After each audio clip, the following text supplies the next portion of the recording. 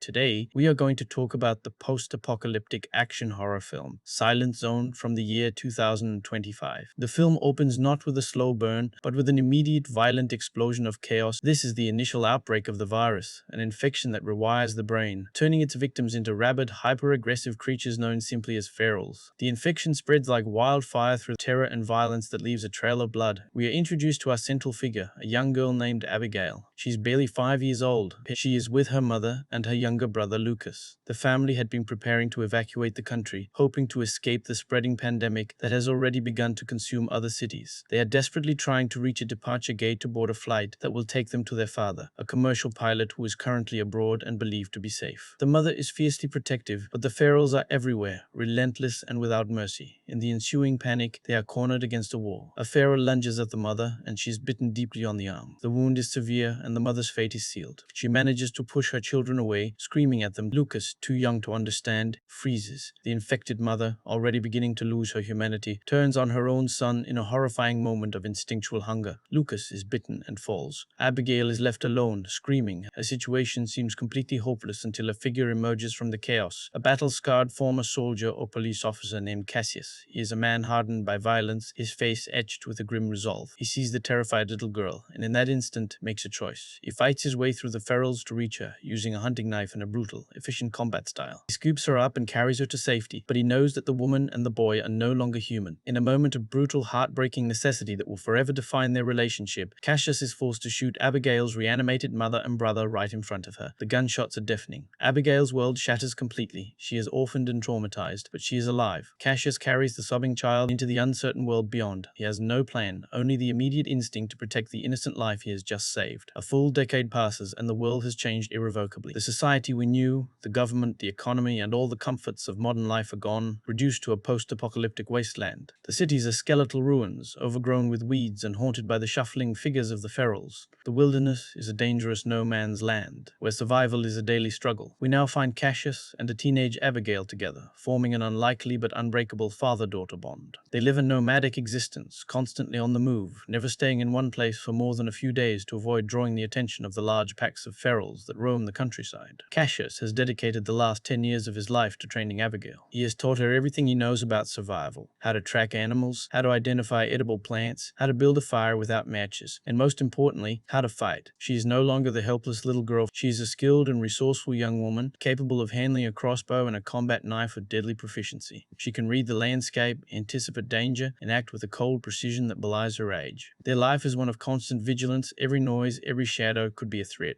They communicate in hand signals, they sleep in shifts, and they never let their guard down. Their primary goal is to reach a remote island off the American East Coast, a place that Cassius believes is free of ferals and will offer them a chance at a normal life. He speaks of it as a paradise, a sanctuary, where they can finally stop running. The journey is perilous, but Cassius is determined. He is motivated by the promise he made to the little girl all those years ago to keep her safe. Abigail, in turn, trusts him implicitly. She sees him as her father, the only family she has ever known, and she is willing to follow him anywhere. Their life is a harsh one, but they have carved out a small pocket of stability in a world that has gone mad. They hunt for their food, they filter their own water. Cassius tells her stories about the world before the outbreak, describing things like pizza delivery and movies and the concept of a weekend. For Abigail, these stories are like fairy tales, legends from a lost civilization that she can barely fathom. The peace of their current camp is shattered when a massive pack of ferals encroaches on their location. They are alerted by the sounds of guttural growls and the snapping of branches in the nearby forest. Cassius and Abigail pack up their gear with practiced efficiency, moving with a quiet urgency to put as much distance as possible between themselves and the threat. They travel for hours, pushing themselves to the limit, but the ferals are persistent. They are driven by an insatiable hunger and seem to be tracking them. As they emerge into a clearing, they find themselves stumbling directly into a group of other survivors. This is the first time they have seen other humans in weeks, and the encounter is instantly tense. The group consists of about half a dozen people, armed with an assortment of rusty firearms and makeshift weapons. They look wary and desperate, and they are traveling in two modified dune buggies. For a moment, both parties simply stare at each other, assessing the threat. The unspoken truce is broken when a feral bursts from the tree line behind the other group, triggering a panicked firefight. In the ensuing crossfire, people start shooting wildly, and the ferals descend upon them. It is a chaotic skirmish that lasts only a few minutes but leaves a devastating toll. Most of the new group are killed, either by gunfire or by the ferals. In the confusion, Cassius and Abigail manage to survive, and they find themselves fleeing alongside two of the survivors, a heavily pregnant woman named Megan and her husband David. They pile into one of the dune buggies and roar away from from the carnage. The situation goes from bad to worse. During the skirmish, Cassius, in a desperate act of self-defense, kills the mate of the alpha feral, a creature of immense size and chilling intelligence. The alpha is the leader of the pack, and it possesses a horrifying memory and a capacity for vengeful rage. The alpha watches from a distance, and it makes a mental note of Cassius's face. From this moment on, the alpha's pursuit is no longer just about feeding, it is personal. The feral is consumed by a single-minded desire for revenge, and it will stop at nothing to track down the man who murdered its partner. The fugitives, Abigail, Megan, and David drive the dune buggy as far as it will go before the fuel runs out, leaving them stranded in the middle of a vast, desolate plain. They are now on foot, exposed and vulnerable. The strain of the escape is evident on all of them, especially Megan, who is visibly struggling with the physical demands of her pregnancy. They argue about what to do next. David and Megan explain that they were part of a larger group that had been heading towards a place called King's Harbor, a maritime community that they had made radio contact with. It is described as a boat colony in the northeast. They believe it to be a safe haven, a place where civilization has managed to hold on, and where they can find a doctor for Megan's upcoming delivery. Abigail is intrigued by the prospect of a community. She has lived her entire life in isolation, and the idea of other people, of walls and safety, is an enticing one. She yearns for a sense of normalcy, for a chance to be a regular teenager. However, Cassius is profoundly distrustful. He has seen too many communities fall, too many people turn on each other in times of crisis. He has a deep-seated cynicism born from years of loss. He wants nothing to do with King's Harbor. He insists they stick to the original plan of heading for the isolated island, which he believes is their only true chance for survival. He argues that communities are targets, that they attract ferals, and that they are more likely to die from human greed and stupidity than from the infected. The argument is heated, but before they can come to a resolution, the feral pack catches up to them again, led by the vengeful alpha. The group is forced to make a desperate run for it. They are pushed to their absolute limits. They stumble upon a small regional airport. It is a derelict relic of the old world, with a single runway and a dilapidated hangar. In a moment of hope, she tells Cassius that her father kept his private turboprop plane there. She remembers it from the photographs he used to send them. They run for the hangar, and with a tremendous effort, they manage to force the large, rusted doors open. Inside, miraculously, the plane is still there. It is their only way out. David, who reveals himself to be a skilled mechanic, immediately sets to work repairing the aircraft. He knows that the engine has not been started in years, and that the fuel lines are likely corroded. He works frantically while Cassius and Abigail stand guard, holding off the approaching ferals. The alpha is prowling at the edge of the tree line, its eyes fixed on Cassius. It lets out a terrible, guttural howl that signals the others to attack. With a final warning from the mechanic, Cassius and Abigail scramble onto the plane. David gets the engine sputtering to life, and they begin to taxi down the runway. The ferals are right on their heels, slamming against the fuselage as they pick up speed. They barely manage to get airborne, the plane shuddering violently as it lifts into the sky. They have escaped, but the victory is short-lived. The plane is not fully repaired. David was forced to cut corners to get it off the ground. As they gain altitude, the engine begins to cough and splutter. It misfires violently, and then it dies completely, plummeting towards the earth. Cassius shouts for everyone to brace for impact. They crash through the canopy of trees, the metal hull screaming as it is torn apart by branches. The crash is brutal. The plane is a wreck. They are all miraculously alive, but they are battered and bruised. David is wounded, clutching his side. Abigail has a cut on her forehead, and Cassius is limping. The plane is totaled. They have lost all their supplies, their shelter, and their way out. There is no more discussion. The island is now a distant dream, a destination they can no longer reach with their current resources. Cassius agrees to head for King's Harbor. It is their only remaining option. The four survivors begin their long march on foot. The atmosphere is tense, filled with unspoken fears. David has been hiding a terrible secret. During the skirmish at the airport, he was bitten on the arm. He has concealed the wound from the group, wrapping it in a torn piece of cloth. He knows that the infection is progressive, and he knows that his time is running out. He is terrified of being cast out, or being left behind to turn into a monster. He clings to the hope of reaching a doctor at King's Harbor, who might be able to save him. As they travel, his condition deteriorates. Cassius, a veteran of the apocalypse, notices the telltale signs. He knows the symptoms of the infection better than anyone. He confronts David in a private moment. The confrontation is brutal and honest. David breaks down and confesses, begging Cassius not to tell Megan, not to take her hope away. Cassius agrees to wait, but only for the sake of the pregnant woman. He sees her innocence and her fear, and he does not want to break her spirit before she has a chance to reach safety. He makes a silent promise to David to protect Megan, her unborn child, even if it means waiting for the inevitable. They press on, the tension palpable. Megan, oblivious to her husband's condition, is filled with hope and excitement about reaching King's Harbor. She talks about the baby and the future, a future that David knows he will not be a part of. Driven by the need for shelter and a place to rest, the weary group stumbles upon what appears to be a miracle. Deep in the middle of the dense, unforgiving forest, they find a house. It seems completely out of place in the desolate wasteland, a perfect oasis of tranquility. facility. It is a beacon of hope in a world gone to hell. They approach cautiously, but there are no signs of ferals. The place is immaculate. The door opens, and they are welcomed by a man named Norton. He introduces himself as an engineer, a man of science. He is charming, soft-spoken, and exudes an air of calm authority. He is dressed in clean clothes. He tells them that he has been living there alone for years, maintaining the property and surviving on his own. He offers them a warm meal, a hot shower, and a safe place to sleep for the night. It seems too good to be true. However, Megan is exhausted and desperate for a moment of peace. Abigail is weary and longs for the simple comforts of a proper bed and a home-cooked meal. Cassius, outvoted, agrees to stay, but he remains vigilant. He refuses to eat the food until he sees the others do so. They sit down to dinner. The conversation is filled with Norton's disturbing worldview. He begins to talk passionately about the pandemic, framing it not as a tragedy, but as a necessary evolutionary step. He believes that humanity was weak, that it had grown soft and decadent. He sees the virus as a form of natural selection, a purification process that is weeding out the weak and allowing the strong to inherit the earth. He views the ferals not as victims, but as the next stage of human evolution, a more pure and primal form of life. His words are cold, analytical, and chillingly devoid of empathy. He looks at Megan's pregnant belly with an unsettling fascination, seeing her child as a possible new subject for his theories. Cassius is deeply disturbed by Norton's philosophy, but Megan and Abigail, too tired and too hopeful, try to dismiss his words as the ramblings of an eccentric old man. They let their guard down. They accept his offer of a drink, which Norton has laced with a potent sedative. One by one, they all fall into a deep, unconscious sleep. When they wake up, they are not in their comfortable beds. They are prisoners. They are tied to chairs in a dark, damp basement that Norton has converted into a laboratory. Megan screams in horror as she watches her husband transform. Norton is delighted. He sees this as the perfect test subject. He explains to his captives that he is a genius inventor. He has dedicated his isolation to studying the ferals, to understanding their biology and their behavior. He reveals his ultimate creation, a sonic gauntlet. It is a complex technological device he wears on his arm. He activates it, and it emits a high-frequency wave that can manipulate the ferals. He can control them. He demonstrates this by unleashing his own wife, who is now a feral, into the room with the tied-up prisoners. The poor woman is a horrifying sight, a shell of her former self. Norton uses the gauntlet to direct her towards the group, wanting to see how his device can override the instincts of the infected. He wants to see them fight. David, however, is still in the throes of his transformation. He is fighting the infection with the last shreds of his humanity. He hears Megan's screams for help, and it triggers something deep within him. He fights to protect Megan, to give his wife and child a chance to escape. The Land Rover can only take them so far before it runs out of fuel. The stress of the journey, the terror of their captivity, are too much for Megan's frail body. The shock sends her into premature labor. She is in immense pain, screaming as the contractions begin. They are forced to abandon the vehicle in a field. Cassius and Abigail have to carry the laboring woman between them, supporting her as they walk. They find an abandoned farmhouse and take shelter there.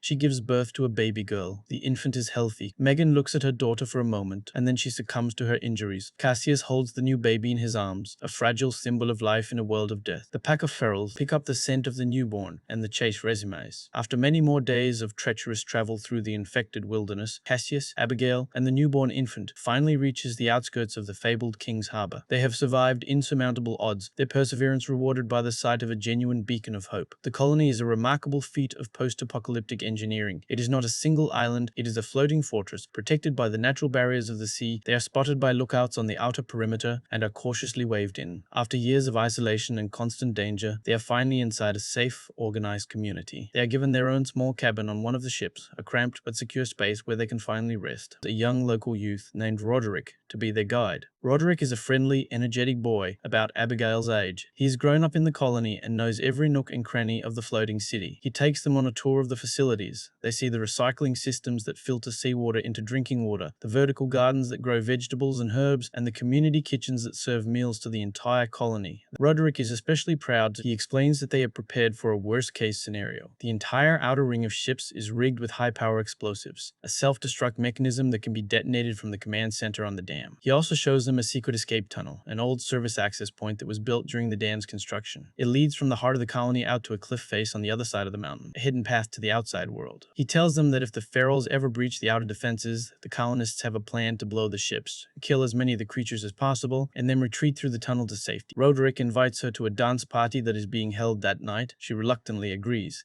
She goes to the party, which is held in a large makeshift hall. There is music playing from a battery-powered speaker. People are dancing and laughing. For the first time in years, Abigail allows herself to relax. She dances with Roderick and the other young people. She feels a sense of belonging, a feeling she has not felt since she was a very young child. Their moment moment of peace is shattered by a deafening explosion. The outer walls of the colony are breached. The Ferals have found them. Norton, the mad engineer, has tracked them to the colony. He is driven by an all-consuming hatred. He wants revenge on Cassius, and he sees the colony as a new frontier for his twisted experiments. He has been using his sonic gauntlet to assemble a massive horde of Ferals. He has led them directly to the harbor. The creatures swarm over the debris and onto the ships. Panic erupts as the Ferals flood the decks. It is a massacre. The sound of screaming and gunfire fills the air. The battle for King's Harbor has begun. Cassius immediately goes into a combat state. He grabs his weapons and rushes out to help. Abigail, shedding her dress in her brief moment of normalcy, follows him. They coordinate a desperate evacuation. Cassius starts shouting orders, directing people towards the escape tunnel. He is a natural leader, and the terrified colonists respond to his authority. The Ferals are everywhere. The battle for the colony is a brutal, chaotic, and desperate affair. Cassius and Abigail fight side by side. Their movements a perfectly synchronized dance of survival. They have honed their skills over a decade of living on the edge, and now they are using those skills to protect as many people as possible, creating a path for the colonists to reach the tunnel. They push the civilians towards the safety of the tunnel, while holding back the tide of Ferals. Cassius sends Roderick ahead with the newborn baby, ordering him to get the child to safety. Roderick, terrified but obedient, takes the infant and scrambles through the tunnel entrance with a group of other colonists. Cassius and Abigail are forced to retreat to the dam, making a last stand at the entrance to the escape tunnel. They know that they must buy time for the remaining survivors. Suddenly, the fighting stops. The Ferals part, creating a path. Norton steps forward. He is wearing his sonic gauntlet. He confronts Cassius directly. He gloats about his victory, explaining in manic detail how he has used the gauntlet to destroy their sanctuary. He sees the colony as a broken experiment, a failure of the old world that he is happy to erase. He tells Cassius that he is the ultimate survivor, the master of evolution, and that he will be the one to repopulate the new world. He raises the gauntlet to order the Ferals to attack Cassius. Cassius, however, is quicker. He has learned from his earlier encounter with Norton. He lunges forward and grabs Norton's arm, wrestling for control of the gauntlet. It is a fierce struggle. Norton is strong, but Cassius is driven by pure desperate rage. With a tremendous effort, Cassius slams Norton's arm against a steel girder, smashing the sonic gauntlet into pieces. The humming stops and the device is destroyed. Without the gauntlet's frequencies to guide them, their animal instincts take over. They attack the nearest living thing, which happens to be Norton himself. The alpha looms over her, its mouth dripping with saliva ready to bite. Abigail, in a moment of pure heart-stopping terror, looks up into the face of the beast. She is staring directly into its eyes. It is in this moment that she sees it. Hanging on the creature's wrist, tangled in its matted fur and stained with old blood, is a survival bracelet. It is a simple braided piece of paracord with a single small metal bead. Abigail's breath catches in her throat. She recognizes that bracelet. She made it for her father as a gift, a childhood craft project just before the outbreak. The alpha is her father, the man who has been hunting them across the entire country. The revelation is a shocking and devastating blow. He charges the creature, attacking it from behind. The alpha turns its attention back to its primary target. The two engage in a brutal final confrontation. It is a fight of titans. Cassius is powerful, but the creature is relentless. It pins him to the ground, its jaws snapping inches from his face. It is about to deliver the killing blow. Abigail is on her knees. She knows she has no choice. She has to save Cassius. Her hands trembling. She steadies herself, aiming at the creature's head. She sees her father's face in the monster's eyes, and tears stream down her cheeks. She says a silent goodbye. She pulls the trigger. The creature falls dead, collapsing on top of Cassius. Abigail has done what she had to do, but the emotional toll is immense. She has just killed her own father to save the man who raised her. She is a hero, but she is also a broken child. Cassius, freed from the alpha's weight, crawls over to her and holds her as she sobs. The remaining colonists, who have been watching from the tunnel entrance, are safe. Roderick has successfully detonated the explosives on the outer ships. The entire harbor erupts in a series of massive controlled explosions. The ships and the Ferals still aboard them are consumed by fire. The survivors watch from a distance on the cliff face as the colony they had called home is destroyed in a fiery conflagration. The flames reflect in their eyes. They have lost their sanctuary, but they have survived the night. The morning sun rises over the smoldering remains of King's Harbor. The once proud flotilla is now a graveyard of twisted, blackened metal, a monument to the horrors that humanity has unleashed upon itself. The small group of survivors stands on a barren cliff, looking down at the destruction. The cold wind whips around them, carrying the smell of smoke and ash. The silence is heavy, broken only by the soft crying of the newborn baby that Roderick is holding. They have survived, but their world has been reduced to ashes once again. The colony is gone, a dream that was too good to last. Cassius is leaning on Abigail, both of them battered, exhausted, and mourning the loss of everything they had fought for, and he looks at her. They have lost so much, but they have also found something precious, a family, a community, and a reason to keep living. They are silent, but their expression says everything. They are survivors, and they will not give up. They are heading towards the unknown, towards a new beginning, and they are facing it together with the hope that they will finally find the peace they have been searching for all these years.